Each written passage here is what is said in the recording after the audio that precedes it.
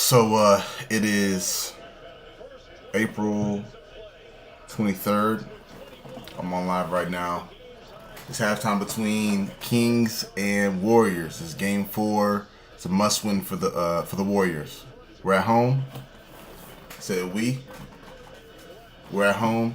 Like I said, it's game 4. It's halftime. We're down 4 points. 69-65. De'Aaron's going off. De'Aaron has 21 points at halftime. Keegan Murray is going off. All right, obviously the Warriors are ready for De'Aaron to go off. They're expecting that. Keegan Murray, although he starts for them, he's had a solid season. Not really expecting him to go off. Steph's having a pretty good game. Clay's having a pretty good game. It's not really a defensive game too much. It's a very offensive game. It's 69-65. All right, so if we multiply that by 2, we're looking at 134. I'm sorry, 128. 138. I can't count to 130. So yeah, it's a high scoring game. Yeah, so right now De'Aaron has 21. Keegan Murray has 15. He has 3 threes at the half. And then for the Warriors, Steph has 13, Jordan Poole has 12, Clay has 12. I know when I was watching, Warriors missed a lot of layups, which is a good thing. Which is a bad thing, but it's also a good thing because, if they just keep getting those same opportunities in the second half, but make them, then obviously, they're gonna be doing pretty well. So yeah. Sorry, they're showing my boy Jalen Brunson highlights at halftime. Get to that in a second. But yeah, well, I mean, all it is with the Warriors game, they got to win. They got to win. They got to find a way to slow down De'Aaron. They got to hopefully Keegan Murray will cool off. De'Aaron, you can't really slow down. I know I said you got to slow down De'Aaron. You can't really slow him down. He's so elite from mid-range, and he's hitting his threes. He shot 3 for 7. So honestly, pretty shocked that he shot 7 threes in one half. But he shot 7. He's made 3, which is 43%. So that's kind of scary. So hopefully, the Kings go a little cold in the third quarter. Steph has one of those legendary third quarters. And we can force the game. I'm not forcing game 5. But we can go to game 5. We can go back to Sacramento even. Back 0-0. I told someone the other day, my prediction is Warriors we win in 3 straight. We're going to come back Sacramento. We're going to win this game. Come back Sacramento, win that one, and then go back to Golden State and win that one, and then we could go on the round 2. So yeah, that's my plan. But Jalen Brunson, man, Jalen Brunson, Lord, and the New York Knicks. So so long story short, I was supposed to go to the game. I live in, if you don't know me, I live in Houston. But I was going to go to the game. I was going to buy a plane ticket and fly all the way to New York just to go watch the New York Knicks. I mean, for one, it's at Madison Square Garden. So it's basketball, as legendary in the basketball world. Madison Square Garden, in the Mecca. I've never, gone inside the Madison Square Garden. So that would have been amazing. It's playoffs, and right now my favorite player is Jalen Brunson. So that's why I wanted to do it. But basically, I decided last minute to cancel it. I actually had to pay for the tickets, pay for the plane tickets, pay for the game tickets, but decided to not to go. So I was watching today from home, which is better because I was able to watch the game with my son and my wife. So, but yeah, that was a great game. You could tell the Knicks came out locked in. So one of the reasons why I love Jalen Brunson is, so honestly, I wasn't even big on Jalen Brunson before this year. I mean, I know like last year I'm a Warriors fan, so obviously I'm aware of his talent because we played the Mavericks last year in the playoffs. But honestly, I was just watching a game like the first week of the season, and I was like, this dude is in control of the whole game. Like, he is one of those guys that, like, literally, he's the point guard. So he's kind of a scoring point guard, but you don't have to be a pass first point guard to be a point guard. You ain't got to be like Chris Paul. And Chris Paul really isn't a pass first. He's more like a balance. I feel like Jalen's more like a Derrick Rose. Obviously, I'm not talking about athletic wise. I'm talking about like ratio wise in terms of scoring and assisting.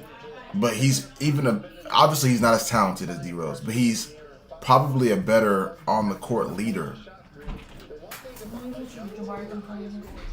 Okay. Yeah. Yes.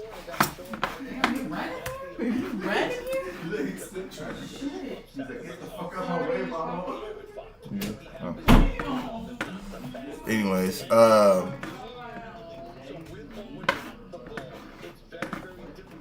babe, let him come in here. Yeah, that's fine. As soon as I opened the door, he was like, Look, there he goes right now. Abuelito Garcia. Look. There he goes right now. Daddy! Hey!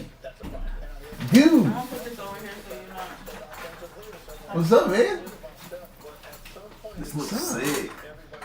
Thank you. Oh, It does. Why are you trying to open this door? And the whole thing, like.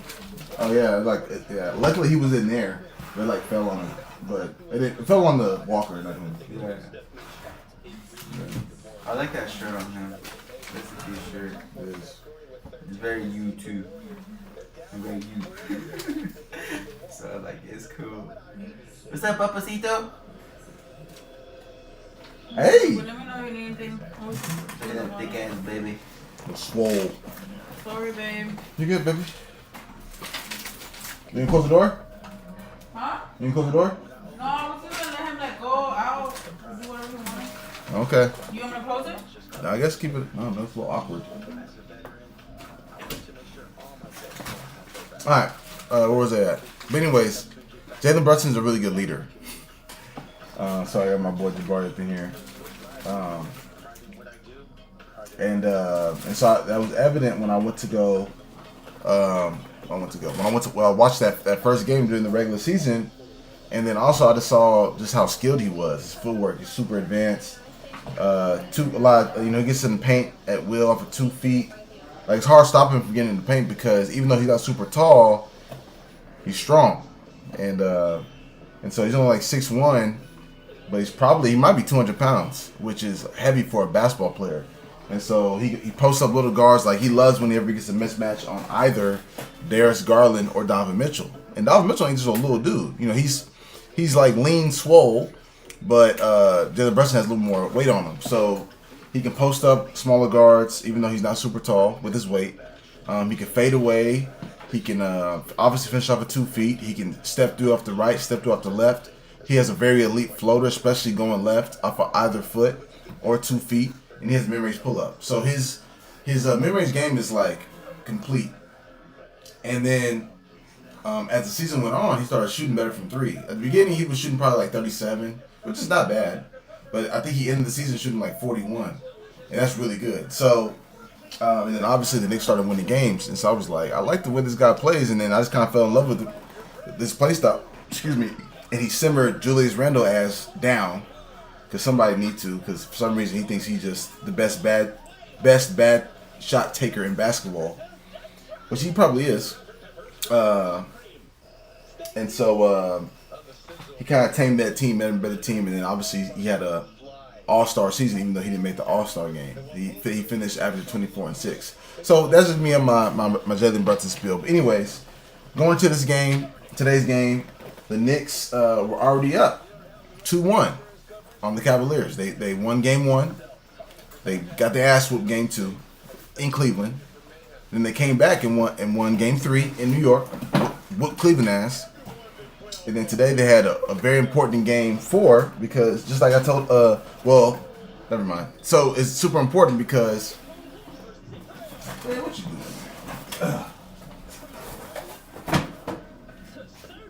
It's super important because obviously, they win game 4. They'll be up 3-1, going back to Cleveland, and it's a 95% chance that if you go up 3-1, you're gonna win the series, and so, which is huge because most people are asleep on Jalen Brunson, but not even Jalen Brunson, the whole Knicks, which is fair because they've been trash, and Jalen Brunson, he's never had. I mean, this is his best year, so he's new. You know what I'm saying? Especially to the casual NBA fan. So,